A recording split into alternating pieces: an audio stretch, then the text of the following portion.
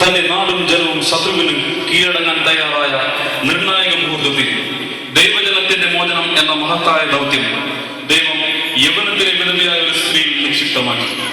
മാനവും ജീവനും അപകടപ്പെടുത്തിക്കൊണ്ട് അവൾ ശത്രുപാളയത്തിലേക്ക് യാത്രയായി.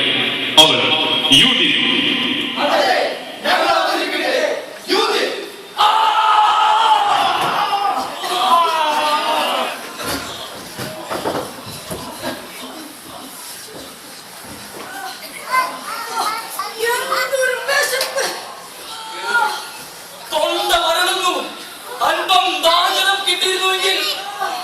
നമ്മുടെ ജലസംഭരണികളെല്ലാം വറ്റിവരണ്ടിരിക്കുന്നു. ഇനി ഒരു ദിവസത്തേക്ക് പോലുള്ള വെള്ളം നമ്മുടെ പക്കലില്ല. അല്ലയോ ഞങ്ങൾ എന്താണ് ചെയ്യേണ്ടത്?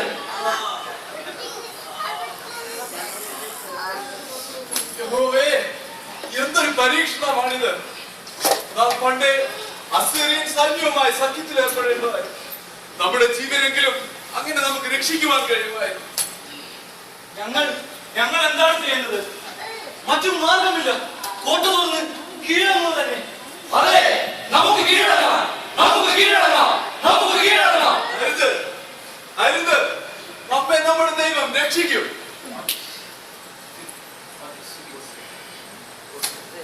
അതെ, കർത്താവ് നമ്മെ രക്ഷിക്കും.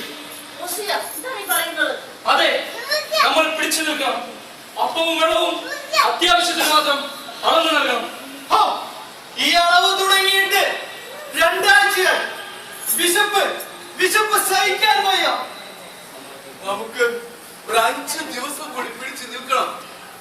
നമ്മെ നമ്മുടെ ദൈവം രക്ഷിക്കും. അഥവാ 5 ദിവസത്തിനുള്ളിൽ യഹോവ നമ്മെ കനിയുന്നില്ലെങ്കിൽ നിങ്ങൾ പറയുന്നത് നമുക്ക് ചെയ്യാം. അതെ, നിങ്ങൾ പറയുന്നത് നമുക്ക് ചെയ്യാം.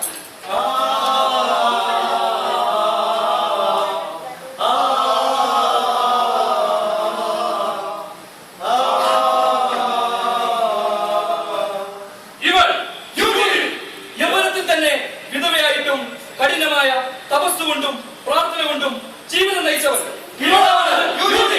ഹോളോഫർണസിന്റെ കരങ്ങളിൽ നിന്നും ദൈവജനത്തെ രക്ഷിക്കുവാൻ ഉന്നതനായ ദൈവം നിയമിച്ചവർ.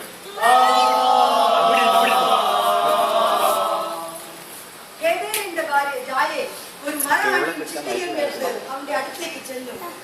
അവൻ ക്ഷീണിച്ച് ഉറങ്ങെ മരമാണി അവന്റെ ശിരസിൽ തറച്ചു. മുൻകാലത്തിൽ കർത്താവ് ചെയ്ത വൻ കാര്യങ്ങൾ ഞാൻ വായിക്കുകയാണ്. കാനാൻ രാജാവിന്റെ സേനാധിപതി ഇസ്രായേലിനെതിരെ വന്നപ്പോൾ ശക്തനായ അയാളെ ഒരു സാധാരണ സ്ത്രീയല്ലേ കൊന്നത്. എന്നിട്ടും പട്ടിണിയിൽ മരിക്കാറായ നമ്മെ കർത്താവ് എന്താണ് രക്ഷിക്കുന്നത്? കർത്താവ് നമ്മെ സഹായിക്കും. നമുക്ക് ശക്തമായി പ്രാർത്ഥിക്കാം. കൊച്ചമ്മ അറിഞ്ഞോ, നമ്മൾ അസീർ സൈന്യത്തെ കീഴടങ്ങാൻ പോവുകയാണ്. 5 ദിവസത്തിനകം കർത്താവ് സഹായം എത്തിയില്ലെങ്കിൽ നഗരകവാടം തുറന്നു കൊടുക്കാനാണ് പൊതുസമ്മേളനം തീരുമാനിച്ചിരിക്കുന്നത്. നഗരാധിപൻ മൂസിയ അതിനെ സമ്മതിച്ചു. എല്ലാവരും അദ്ദേഹത്തെ സമ്മതിപ്പിച്ചു. ഇല്ല, ഇത് ഒരിക്കലും അനുവദിക്കാൻ പാടില്ല. ഇത് നാം ദൈവത്തെ പരീക്ഷിക്കലാണ്. നീ വേഗം പോയി പ്രമാണികളെ വിളിച്ചു കൊണ്ടുവരും. കർത്താവായ ദൈവമേ, സർവശക്തനായ പിതാവേ, പ്രമാണിമാരോട് പറയാനുള്ള വാക്കുകൾ എന്റെ നാവിൽ വെച്ച് തരണമേ. ബത്തോലിയാട് പിതാക്കന്മാരെ സ്വാഗതം. ഈ വിധയുടെ ക്ഷണം സ്വീകരിച്ച് വന്നതിൽ നിങ്ങൾക്ക് നന്ദി. കടന്നു വരും. എന്തിനാണ് നീ ഞങ്ങളെ വിളിപ്പിച്ചത്? ഇന്നത്തെ യോഗത്തെ തീരുമാനങ്ങൾ എന്നെ അസ്വസ്ഥയാക്കിയിരിക്കുന്നു. പിന്നെന്താണ് നാം ചെയ്യേണ്ടത്? പലരും പട്ടിണി കിടന്ന് മരിച്ചു തുടങ്ങിയിരിക്കുന്നു. 5 ദിവസം കൂടി ഈ ജനത്തെ പിടിച്ചു നിൽക്കുവാൻ സമ്മതിപ്പിച്ചത് എത്ര കഷ്ടപ്പെട്ടെന്ന് നിനക്കറിയാമോ? കർത്താവിന്റെ ദിവസം തീരുമാനിക്കാൻ നമ്മൾ ആരാണ്? നിങ്ങളുടെ വിശ്വാസം എവിടെ പോയി? പിതാക്കന്മാർ വഴി വന്ന് അവിടുന്ന് ചെയ്ത വൻ കാര്യങ്ങൾ നിങ്ങൾ മറന്നുപോയോ? നാം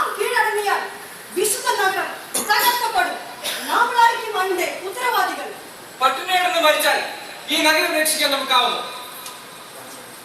കർത്താവിന്റെ പദ്ധതി എന്താന്ന് നമുക്കറിയാമോ? അസ്രീയൻ സൈന്യം അസംഖ്യമാണ്. അവർ നഷ്ടനശിച്ചാൽ മതി, ഈ ബത്തൂലിയ നഗരം തകർക്കപ്പെടും. ശക്തനായ ഫറവോയ്ക്കും അവന്റെ കുതിരപ്പടിക്കും ചെങ്കടലിൽ സംഭവിച്ചത് നിങ്ങൾ മറന്നുപോയോ? മറന്നിട്ടല്ല, കർത്താവ് നമ്മളെ രക്ഷിക്കുന്നില്ലെങ്കിൽ അവിടുന്ന് തന്ന ബുദ്ധിയെങ്കിലും നമ്മൾ ഉപയോഗിക്കണ്ടേ?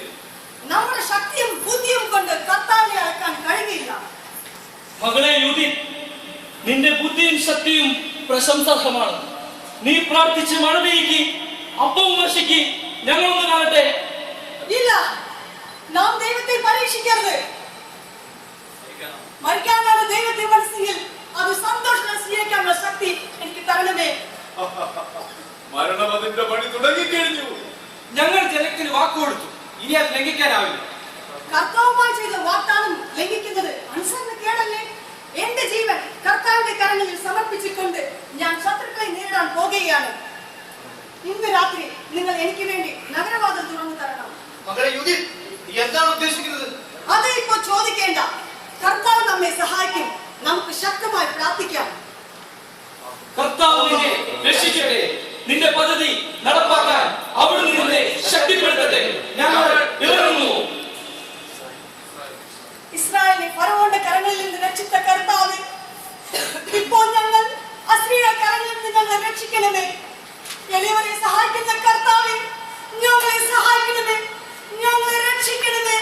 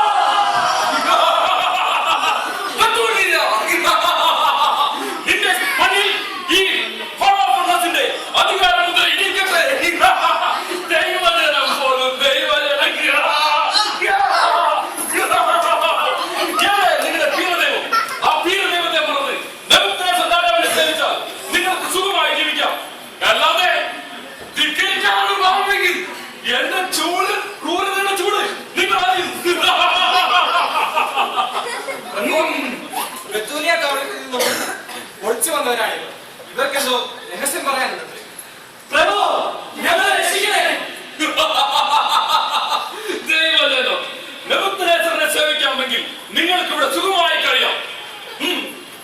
എന്താണ് പറയാനുള്ളത്? മഹാനായ പ്രഭുവേ, അങ്ങേപ്പോൾ ശക്തനും ധീരനുമായ ഒരാളെ ഈ ലോകത്തിൽ ഞാൻ കണ്ടെത്തിയില്ല. നിന്റെ സൗന്ദര്യം പോലെ നീ പുതിയനും കേൾവിതന്നെ. എന്താണ് നിനക്ക് എന്നോട് പറയാനുള്ളത്? ഇസ്രായേൽ പട്ടണവും ഇസ്രായേൽ രാജ്യവും നശിക്കാറായി. ഞങ്ങൾ അവിടെ നിന്ന് ഇവിടെ ഓടി എത്തിയതാണ്. ഞങ്ങൾക്ക് അഭയം നൽകാമെങ്കിൽ ബത്തൂലിയ കീഴടക്കാനുള്ള മാർഗം ഞാൻ പറഞ്ഞു തരാം. നീ ബുദ്ധിമതില്ലേ? ആരിവിടെ? ഇവർക്കും ഇവരുടെ പരിചാരകന്മാർക്കും എന്റെ കൂടാരത്തിൽ താമസിക്കാൻ സൗകര്യമൊരുക്കും. ആരിവിടെ?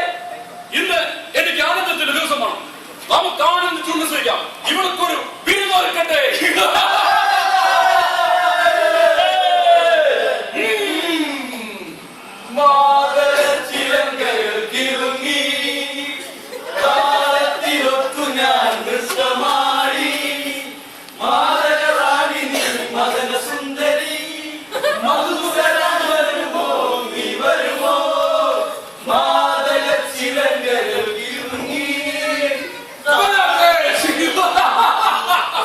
ഇന്ന് എനിക്ക് ആനന്ദത്തിന്റെ ദിവസമാണ്.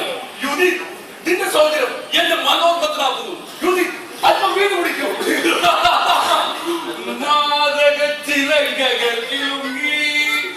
താളത്തിനൊത്ത് ഞാൻ നൃത്തമാടി. ഈ ധന്യ നിമിഷത്തിന് വേണ്ടിയാണ് ഞാൻ കാത്തിരുന്നത്. ഈ നീലന്റെ ശിരസർക്കുവാനുള്ള ശക്തി സർവശക്തനായ കർത്താവേ എന്റെ ഈ കരങ്ങൾക്ക് തരണമേ.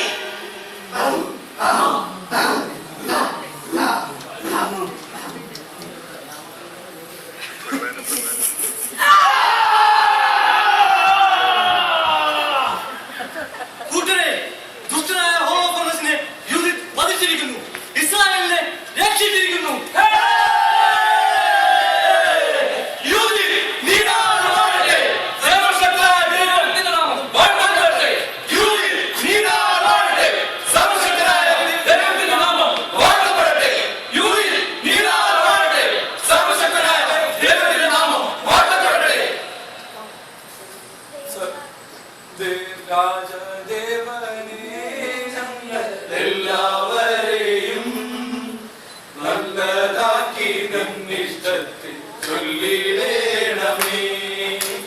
നല്ല ദേവനെ ഞങ്ങൾ എല്ലാവരെയും നല്ലതാക്കി നിന്നിഷ്ടത്തിൽ ചൊല്ലിടേണമേ. നല്ലതാക്കി നിന്നിഷ്ടത്തിൽ ചൊല്ലിടേണമേ. ക്രിസ്തീയ സമൂഹത്തിൽ വേരൂന്നിയ നിസ്വാർത്ഥ സ്നേഹവും